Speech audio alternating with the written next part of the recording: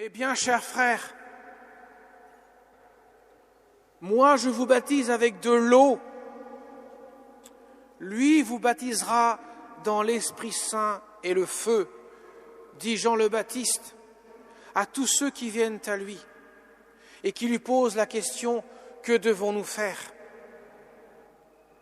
Il voit tellement dans Jean le Baptiste l'image de ce que pourrait être le Messie, celui qui est tant attendu depuis des siècles et que les prophètes n'ont cessé de parler dans les Écritures, qu'il voit bien la figure du Messie dans le Jean le Baptiste.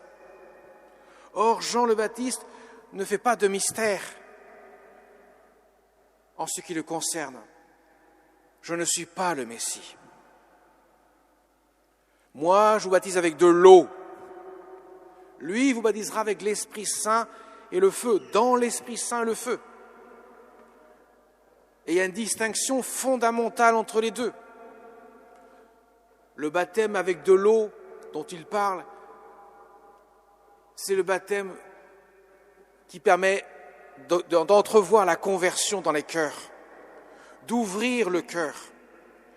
Et Jésus dira, enfin Jean le Baptiste dira de lui-même, reprenant la parole du prophète Isaïe, « Je suis la voix qui crie dans le désert. »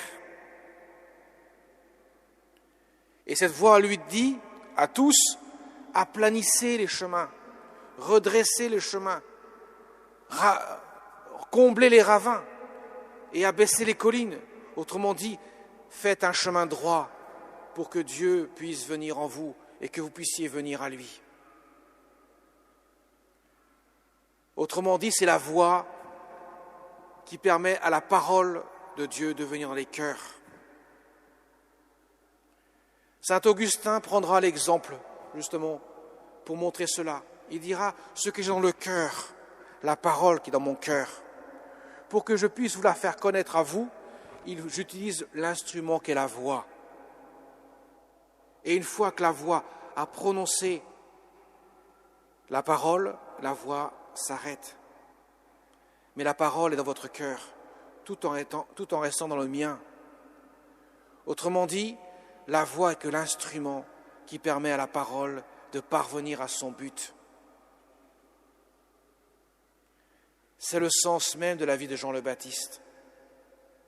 Lui, il permet à ce que les cœurs puissent être prêts, apprêtés, pour qu'ils puissent ainsi accueillir la parole de Dieu, le Verbe de Dieu, qui vient demeurer dans les cœurs pour les transformer. C'est le sens du baptême dans l'eau, avec de l'eau.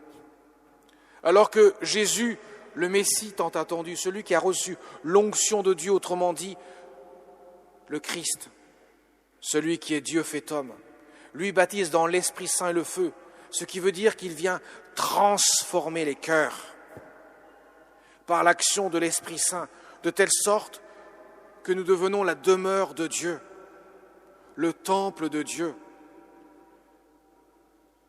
Vous savez que l'encens que l'on utilise dans la célébration de la messe a cette signification d'honorer le culte envers Dieu et aussi de manifester la présence de Dieu dans nos cœurs.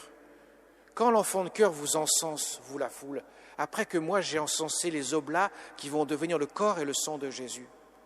J'encense vos cœurs parce qu'ils sont devenus le temple de l'Esprit Saint. Enfin, l'enfant de cœur encense vos cœurs parce qu'ils sont devenus le temple de l'Esprit Saint, pour que votre prière puisse monter vers Dieu et s'unir à celle de Jésus qui s'offre à son Père dans le sacrifice eucharistique, le sacrifice de la croix actualisé sur l'autel.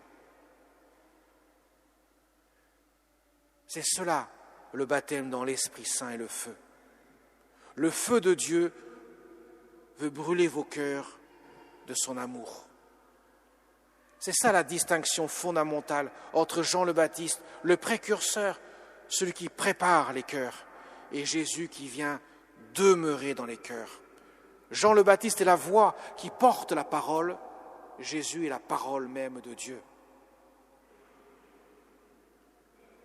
Voilà pourquoi c'est un motif de nous réjouir, mes chers amis.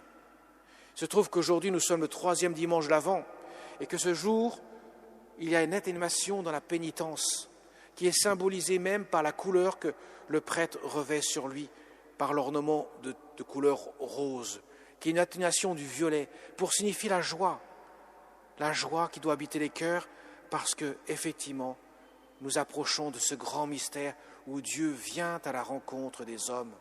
Il se fait homme pour que nous puissions devenir Dieu avec la grâce. Et parmi tous ceux qui sont le mieux préparés à ce grand avènement, il est évident que la Vierge Marie occupe un rôle et une place privilégiée. Son cœur immaculé, son cœur plein de l'Esprit Saint, son cœur préparé pour l'avènement de Dieu dans ce monde, celle qui a dit oui le jour de l'Annonciation. Elle est celle qui a été investie par son Fils bien-aimé pour nous aider à dire oui dans notre cœur. Le oui de Marie permet à chacun d'entre nous d'inscrire notre oui dans le sien, pour que Dieu puisse ainsi transformer l'humanité et la rendre propice à sa divinité dans la joie de l'éternité.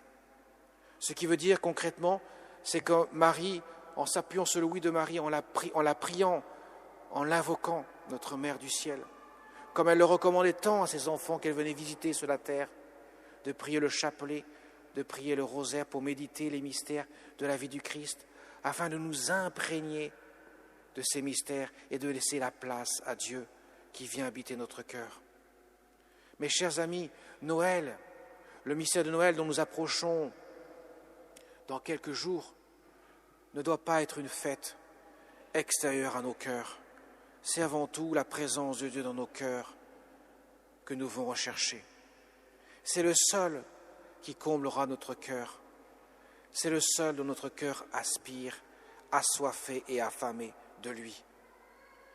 Demandons ainsi au Seigneur que, par l'intercession de notre Mère du ciel, que ce temps de l'Avent nous soit propice et nous aide à faire fructifier la grâce que Dieu dépose humblement, avec délicatesse, respectant profondément notre humanité dans nos cœurs. Amen.